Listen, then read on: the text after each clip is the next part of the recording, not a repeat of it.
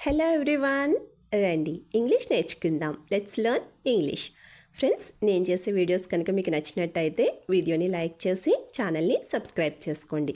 మీరు చేసే ఒక్క లైక్ మరికొంతమంది దగ్గరికి నా వీడియోని రీచ్ అయ్యేటట్టు చేస్తుంది. అలాగే మీరు చేసే ఒక్క సబ్స్క్రిప్షన్ నన్ను ఒక స్టెప్ ముందుకు వెళ్ళేటట్టు చేస్తుంది. సో ఫ్రెండ్స్, మర్చిపోకుండా వీడియోని లైక్ చేసి ఛానల్ని సబ్స్క్రైబ్ చేసుకోండి.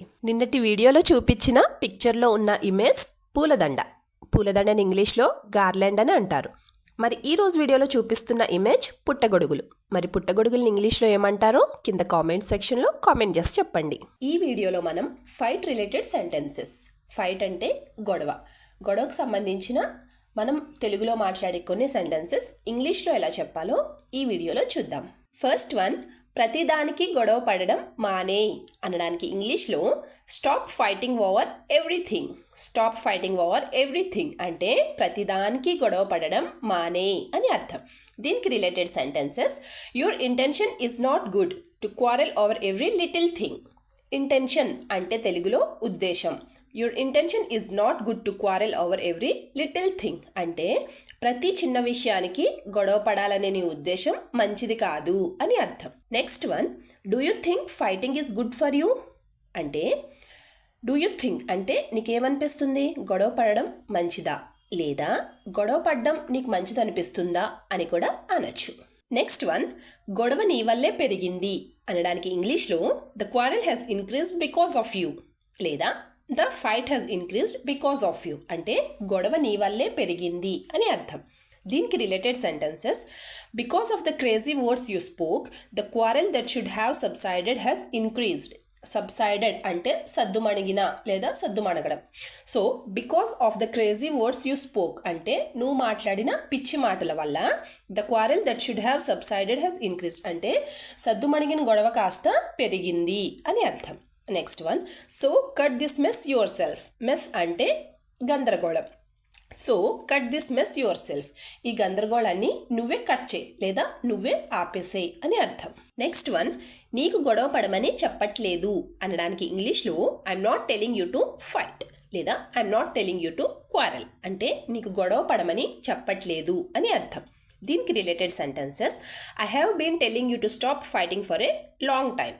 I have been telling you to stop fighting for a long time అంటే చాలాసేపటి నుంచి మీరు గొడవ పడడం ఆపేమని నేను చెబుతున్నాను అని అర్థం. Next one, I never told either of you to fight అంటే నేను ఎప్పుడూ మీ ఇద్దరిని గొడవ పడమని చెప్పలేదు అని అర్థం. నెక్స్ట్ వన్, నాతో అనవసరంగా గొడవ పెట్టుకుంటున్నావు అనడానికి ఇంగ్లీష్లో you are fighting with me unnecessarily. Unnecessarily అంటే అనవసరంగా.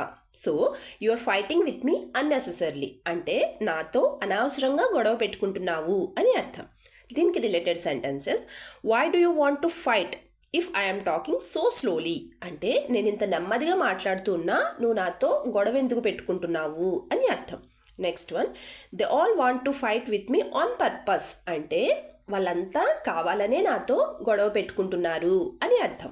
నెక్స్ట్ వన్, గొడవ పడాలనే ఉద్దేశం నాకు లేదు అనడానికి ఇంగ్లీష్లో I have no intention of quarrelling with you. Intention అంటే ఉద్దేశం. So I have no intention of quarrelling with you అంటే గొడవ పడే ఉద్దేశం నాకు లేదు అని అర్థం.